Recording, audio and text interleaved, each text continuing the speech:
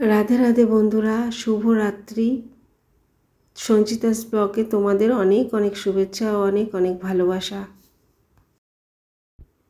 तो तोमरा केमन आछो? भालो आछो निश्चयई। आमिও खूब भालो आछि। एदिके देखो रात हयेछे किन्तु आमी आयनाय एकबारो मुख देखिनी, माने सन्ध्येर पर थेके एकबारो मुख देखा हयनि। तो देखछि जे टिपटा मुछे गेछे। टिपटा आगे पड़ताम ना, এখন আবার টিপ পড়ছি। মেয়ে সবসময় বলে মা টিপ পড়ো ভালো লাগে না দেখতে। আর ওদিকে আমার মাও বলে যে টিপ পড়ার কথা, টিপ পড় না হলে ভালো লাগে না দেখতে। তো কদিন ধরে আবার টিপ পড়ছি। তো টিপ আজকে পড়া হয়নি, সেই জন্য আবার এখন আমি টিপটা পড়লাম। আর এদিকে দেখো আলনায় তো সব গোছানোই আছে। একটা গামছা একটু হালকা ভিজেছিল তাই আলনায় এইভাবে মেলে রেখেছিলাম, ফ্যানের হাওয়ায় শুকিয়ে যাবে সেই জন্য। তো গামছাটা শুকিয়ে গেছে আর আমি ভাঁজ করে রাখলাম। আর এদিকে বেডশিট তো চেঞ্জ করব না, 2-3 দিন হয়ে গেছে বেডশিট চেঞ্জ করিনি। তো কাল পরশু আবার চেঞ্জ করব।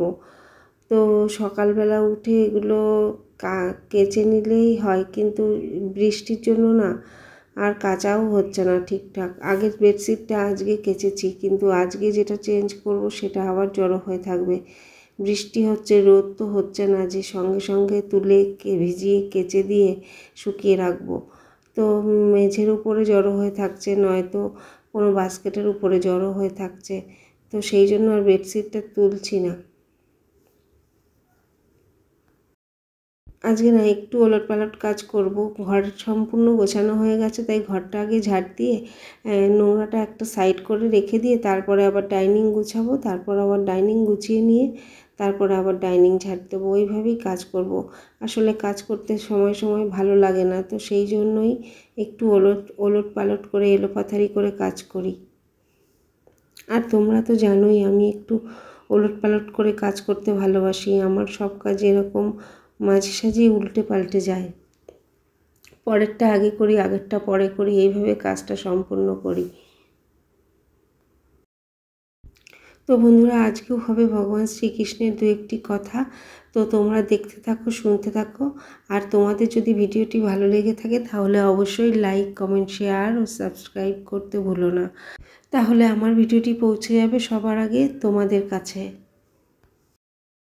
তো চলো কথা না বাড়িয়ে শুরু করি ভগবান শ্রীকৃষ্ণের 2-1টি কথা।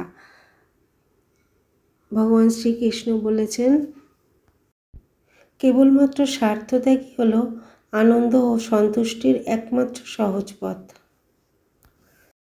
কিন্তু আমরা আমাদের স্বার্থই ত্যাগ করতে পারি না। সব কাজের আগে আমরা স্বার্থটাকে দেখে নিই। আরে বাবা, আগে স্বার্থ তো ত্যাগ করো, তারপর কাউকে ভালোবাসবে, তারপর কাউকে কিছু দেবে। তাই কাউকে ভালোবাসলে আমরা যেন তার পেছনে স্বার্থ না দেখি, বিনা স্বার্থেই যেন কাউকে ভালোবাসতে পারি। জীবনে কর্ম করে যাও, ফলের আশা করো না। কাউকে ভালোবাসতে হলে বিনা স্বার্থে ভালোবাসো, আর তার ফলের আশাও করো না। এটাই শ্রীকৃষ্ণ বোঝাতে চেয়েছেন।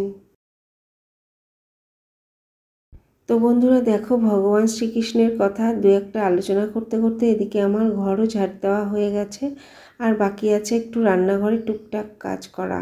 তো চলো রান্নাঘরে যাই। সেদিন বলছিলাম না রান্নাঘরের টাইলসগুলো রোজ মুছলেই ভালো হয়, তো এখন তো আমি রোজই মুছি। রান্না হয়ে গেছে, রাতের রান্না হয়ে গেছে, আর খাওয়াও হয়ে গেছে। তো এবার আমি রান্নাঘরের টাইলসগুলো মুছে নিচ্ছি। আর বাসন অল্প আছে বেসিনে, যদি সময় হয় তাহলে মাজবো, ধোবো, আর যদি সময় না হয় তাহলে কাল সকালে ধোবো। তো টাইলস মুছে, সাইডগুলো মুছে, গ্যাস ওভেনটাও পরিষ্কার করে রেখে দিচ্ছি। তো বন্ধুরা তোমাদের আজকের ভিডিওটি কেমন লাগলো তা তোমরা আমাকে কমেন্টে অবশ্যই জানিও। তো বন্ধুরা আজকের ভিডিও এখানেই শেষ করছি। আবার চলে আসবো কাল তোমাদের সামনে নতুন কোনো ভিডিও নিয়ে। তোমরা ভালো থেকো, সুস্থ থেকো, আনন্দে থেকো এবং সবাইকে ভালো রাখার চেষ্টা করো। তো আজকের জন্য এ পর্যন্তই। টাটা।